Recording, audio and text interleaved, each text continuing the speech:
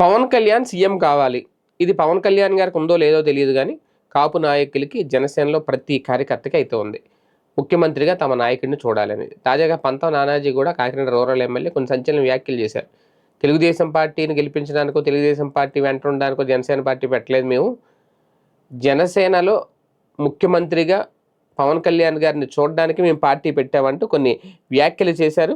TDP కాపు కాయడానికి జనసేన లేదు, పవన్ కళ్యాణ్ ముఖ్యమంత్రి చేయడానికే పార్టీ పెట్టామంటే ఆయన చేసిన వ్యాఖ్యలు ఏవైతే ఉన్నాయో ఇప్పుడు సోషల్ మీడియాలో వైరల్ అవుతున్నాయి. అయితే ఇక్కడ ఇప్పటికే ఇరు రాజకీయ పార్టీల మధ్య కాస్తంత వాడి వేడి చర్చ అయితే నడుస్తుంది గ్రౌండ్ లెవెల్. ఆ వేడి బయటికి రాకుండా ఎక్కడికక్కడ దుప్పటి కప్పేస్తున్నారు పవన్ కళ్యాణ్ గారు. దాన్ని రానివ్వట్లేదు, ఆ వేడి బయటికి కనిపించనివ్వట్లేదు. కానీ ఎంత దాగినా సరే ఆగుతుంది, అది ఎంత ఆపినా ఆగదు.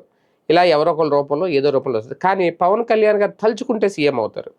పవన్ కళ్యాణ్ గారు కనుక గట్టిగా ఒక డిమాండ్ తీసుకొస్తే సీఎం అవుతారు. ఇది ఆ పార్టీ నాయకులు నమ్ముతున్నారు.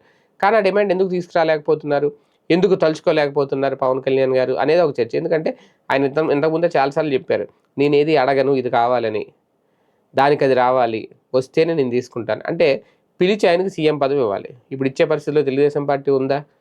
ఇప్పుడు అక్కడే లోకేష్ గారికి నెక్స్ట్ అన్నట్టుగా ఉన్నారు. తెలుగుదేశం పార్టీ నాయకులు ముఖ్యమంత్రి గారిని, చంద్రబాబు గారిని ముఖ్యమంత్రిగా వాళ్ళు చూస్తారు, లేదంటే నారా లోకేష్ గారిని ఆ ప్లేస్లో చూస్తారు తప్ప పవన్ కళ్యాణ్ గారినో లేదంటే బీజేపీకి సంబంధించిన నాయకుడినో చూడరు. ఎందుకంటే వైసీపీకి ఎలాగ కరుడు కట్టిన కార్యకర్తలు ఉంటారు, తెలుగుదేశం పార్టీకి కూడా అంతే. తెలుగుదేశం పార్టీలు ఇంకా వాళ్ళ బ్లడ్ కూడా ఎల్లో కలర్లో ఉంటుందని చెప్తారు. ఆ స్థాయి క్యాడర్ ఉంది అక్కడ.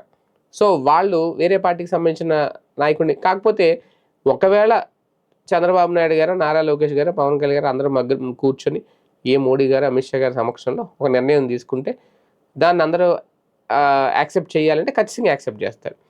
పొత్తు ఇష్టం లేకపోయినా యాక్సెప్ట్ చేశారు, మొన్న యాక్సెప్ట్ చేసి గెలిపించారు. ఎంతమంది కార్యకర్తలకి పొత్తు ఉంది బీజేపీ జనసేనతో కలవడం తెలుగుదేశం పార్టీకి లేదు.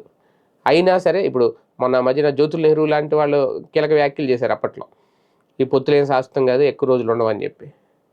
అంటే వాళ్ళకి ఇష్టం ఉండదు కొంతమందికి, ఎందుకంటే మన బలం సరిపోద్ది కదా, ఎందుకు వేరే వాళ్ళకి అవకాశం ఇవ్వాలి అని. కానీ ఇక్కడ జనసేన అధినేత పవన్ కళ్యాణ్ విషయంలో మాత్రం ఇప్పుడు ఆ ముఖ్యమంత్రి పదవి ఆయనకు కావాలి అనే స్వరం చాలా గట్టిగా వినిపిస్తుంది ఆ పార్టీ నుంచి. మరి ఆ స్వరం ఆయన నుంచి కూడా వినిపించాలి.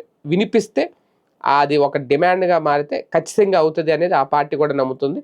మరి ఆ పరిస్థితి వస్తుందో లేదు చూద్దాం.